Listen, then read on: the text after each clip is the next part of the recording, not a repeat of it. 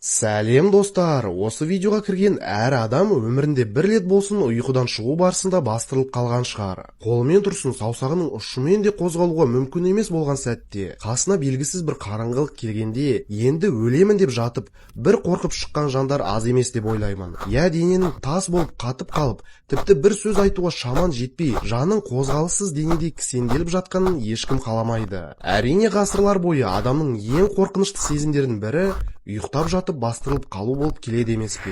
Мұның қорқыныштылығы сол, кейбіреулер бастырып қалуды басқа әлеммен байланысты деп санайды. Бірақ расында бастырылып қалу дегеніміз не? Сіздермен бірге пазл арнасы.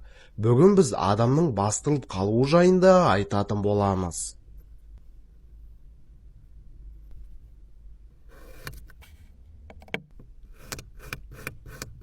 Видеомыз басталмастан арнамызға тіркеліп кетуге ұмытпаңыздар. Сізден тек қана лайк басып тіркелу, ал бізден қызықты да әсерлі видеолар. Лайк басып тіркелдіңіз бе? Ондай болса жалғастыра берейік.